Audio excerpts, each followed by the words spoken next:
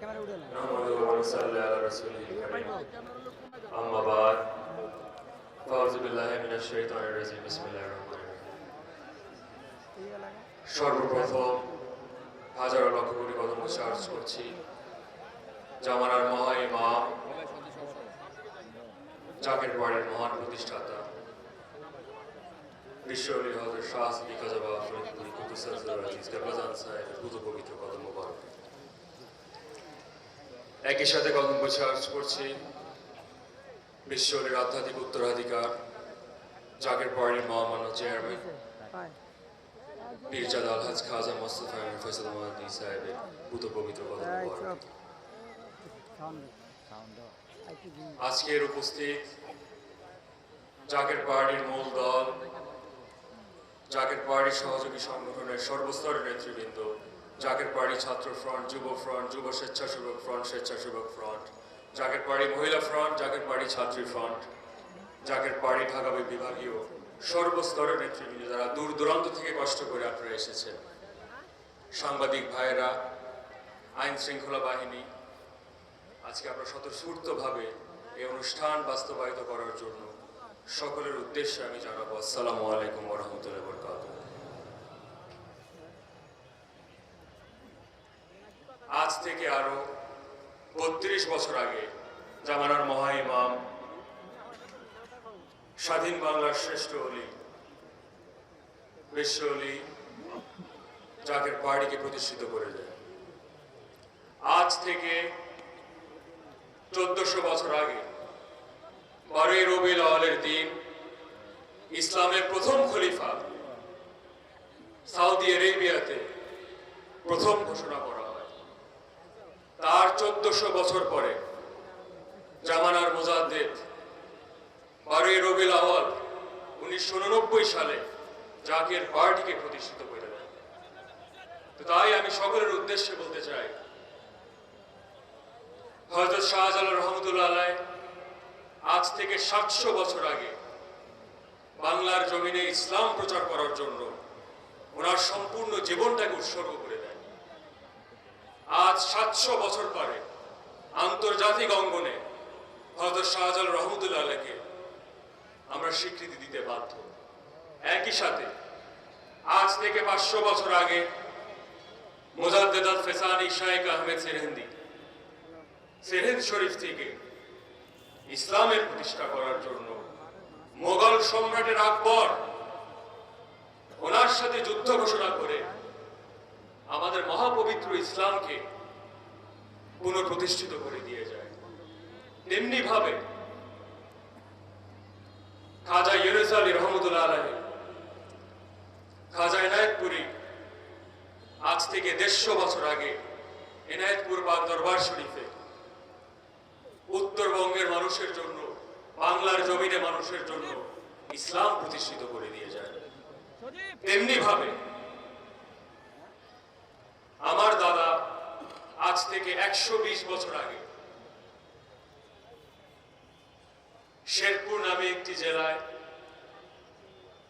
পাকুড়িয়া নামে একটি গ্রামে আমার দাদার জন্ম হয়। আমার দাদার আব্বা ছিলেন অনেক ধনী ব্যক্তিত্ব, জমিদার বাবুর সন্তান ছিলেন, কিন্তু এই মানুষটুকু, অনেকে পীর সাহেব বলেন, অনেকে মুআল্লিম বলেন, অনেকে শিক্ষক বলেন, অনেকে বাবা বলেন, অনেকে খাজা বাবা বলেন, আমার দাদা পরিষ্কার করে বলতেন যে বাবা আমি পীরগিরি করতে আসি নাই, আমি মানুষের কল্যাণে জীবনকে উৎসর্গ করে দিতে আসছি। কত জেনারেল, কত মন্ত্রী, কত এমপি, এমনকি রাষ্ট্রপতি বিশ্বলীর কাছে গিয়েছিলেন। যেই সম্মান একজন সাধারণ মানুষকে দিয়েছিলেন, একই সম্মান মহামান্য রাষ্ট্রপতিকে একই সম্মান দিয়েছিলেন। সেটা ছিল বিশ্বলীর শিক্ষা। কোনোদিন কাউকে কোনো সময় শরীয়তের বিপরীত কোনো পানি পোড়া, নানা ধরনের গুজব সারা জীবন আমরা শুনে এসেছি। অনেক সময় অনেক ধরনের সমালোচনার সম্মুখীন হয়েছিলাম, কিন্তু বিশ্বলী কোনোদিন ভোগ বিলাসিতা থেকে শুরু করে কোনোদিন যত ধরনের আরাম আয়েশ আমরা সারা জীবন দেখেছি, খাটে পর্যন্ত ঘুমায় নাই, চকিতে পর্যন্ত ঘুমায় নাই, মাটিতে তোষক বিছিয়ে সেখানে বিশ্বলি 70টা বছর কাটিয়েছে। কি কারণে? বাঙালি জাতির জন্য। কি কারণে? ইসলামের জন্য। কি কারণে? শান্তি প্রতিষ্ঠা করার জন্য। তো বর্তমানে আমার খুব দুঃখ লাগে, অনেক শ্রেণীর মানুষ যখন অনেক কিছু না বুঝে বিশ্বলিকে অবমাননা করে কথা বলে। একটাই কথা আমি বলতে চাই, আমার দাদা যখন শেরপুরের মতো জেলায় 3500 একর জমির মালিকানা ছিলেন, ইঞ্চি ইঞ্চি জমি বিক্রি করে ইসলামের জন্য সবকিছু বিক্রি করে পুরো জীবনটাকে উৎসর্গ করে দেয়। আমরা যখন পাকুড়িয়াতে যাই, আমার পরিবারের অনেক সদস্য কিন্তু বলতো, জমিদার বাবুর ছেলে নিশ্চয়ই পাগল হয়ে গিয়েছে, ধন সম্পত্তি যা আছে সব বিক্রয় করে দিল ইসলামের নামে, ওনার পীর সাহেবের নামে, ওনার মুআল্লিমের নামে। তো সেটা মনে করে দিন দুনিয়ার যত ভোগ, যত ভালোবাসা, যত স্বাদ মেটানোর যত প্রয়াস ছিল, সবকিছু বিশ্বলি ইসলামের নামে উৎসর্গ করে দিয়েছিলেন। আমার দাদা যখন ফরিদপুর নামে একটি জেলাতে, সদরপুর নামে একটি উপজেলাতে, আট্রসি নামে একটা গ্রামে যখন যায়, তখন সেখানে কোনো মুসলমান খুঁজে পাওয়া যেত না। এবং উনি মনে রাখেন, উনি ইসলাম প্রতিষ্ঠিত করেছেন রক্তপাত না করে। হিন্দু সম্প্রদায় বলেন, বৌদ্ধ সম্প্রদায় বলেন, অন্যান্য ধর্মাবলম্বীর মানুষ কথা বলেন, সবাই তাকে সম্মান করত, উনি সবাইকে শ্রদ্ধা করতেন, উনি সবাইকে স্নেহ করত। এবং সেটা ছিল ইসলামের মূল মন্ত্র। 700 বছর ধরে আমার পরিবার বাংলাদেশে ইসলাম প্রচার করে আসছে। আজকে 20-25 বছর ধরে যদি উগ্রবাদীরা বাংলাদেশে এসে জঙ্গিবাদ সন্ত্রাস বিস্তার করতে যায় বিশ্বলির বাংলাদেশে, তা আমরা জীবিত থাকতে কোনোদিন এত বড় আস্পর্ধা তারও কোনোদিন হতে পারে না। আমরা নীরবে ছিলাম, শাহবাগ চত্বরে আমরা আন্দোলন করতে পারি, জ্বালাও পড়াও আমরা করতে পারতাম। 32 বছর ইতিহাসে কোনো খুন নাই, কোনো গুম নাই, মানুষের টাকা কোনোদিন আমরা আত্মসাৎ করি নাই। কাউকে এমনকি কোনোদিন কাউকে কোনোদিন অপমান করে কোনো ধরনের কথা বলি নাই। কারণ আমি জানি আমি ক্ষুদ্র পরিসরের মানুষ, কিন্তু আমার আদর্শ ইসলাম, আমার চেতনা বাংলাদেশ। তাই বাংলার আদর্শ, বাংলার গর্ব, বাংলার নীতি, ইসলামের মূল্যবোধ সংরক্ষণ করার দায় দায়িত্ব কিন্তু আপনাদের সকলের আছে। জাকের পার্টির সদস্যবৃন্দ, আপনাদের সকলের উদ্দেশ্যে বলব, 32 বছর আমরা এসেছি পার করে। অনেকে সাংবাদিক ভাইয়েরা আপনারা অনেক বছর ধরে বলেছেন যে আমরা মূলধারার বাইরে। আজকে আমরা মূলধারার রাজপথে আমরা আগমন করেছি। আমি আপনাদের সকলকে আবেদন করব, জঙ্গিবাদীরা বাংলাদেশে ঠাঁই পেয়েছিল একটা কারণে, কারণ সাধারণ মানুষ, মুমিন মানুষ, ফকির মানুষ নিরাপত্তায় ভুগেছিল।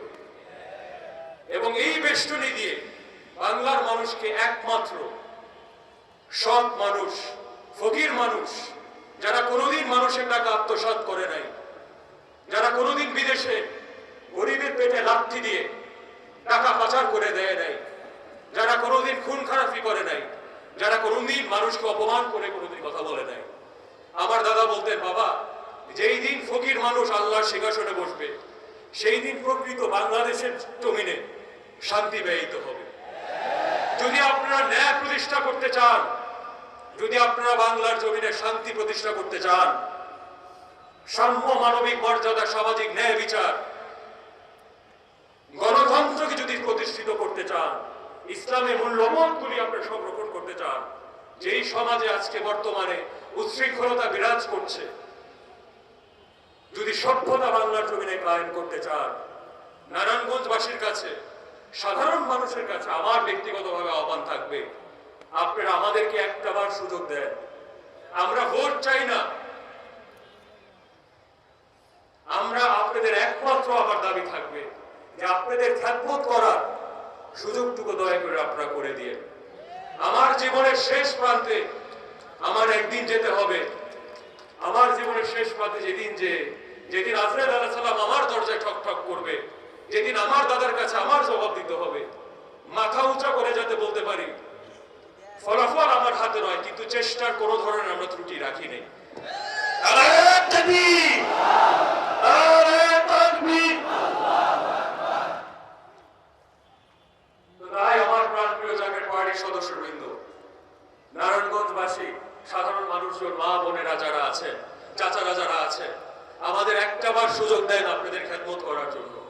সাংবাদিক ভাইয়েরা যারা আছেন, আইন শৃঙ্খলা বাহিনী, আপনারা অবগত আছেন, কোনোদিন জাকের পার্টি বিশৃঙ্খলা সৃষ্টি করে নাই। আমরা শান্তি এবং সাম্যের গান গেতে চাই, দেশ ও মানুষের জন্য জীবনটাকে উৎসর্গ করতে চাই। তো সকলের প্রতি আমার দাবি থাকবে যে আপনারা দলে দলে আসেন, জাকের পার্টিতে যোগদান করেন, সত্য ইসলামের দাওয়াত ঘরে ঘরে আপনারা পৌঁছে দেন। বর্তমানে যুবকদের মধ্যে যে ব্যাপক কর্মসংস্থানহীনতায় মানুষ ভুগছে, আমরা দলীয়ভাবে সাংবাদিক ভাইয়েরা আপনারা অবগত থাকবেন, সারা বাংলাদেশে ৪,৫৫৪টি ইউনিয়নে, ৮৬,০০০ গ্রামে, ৪৯,৫০০টি ওয়ার্ডে, ৩২৭টি পৌরসভায়, ৬৪টি জেলায়, ৪৯৩টি উপজেলায়, ৬৩২টি থানায় জাকের পার্টির শক্তিশালী কমিটি আজকে আছে।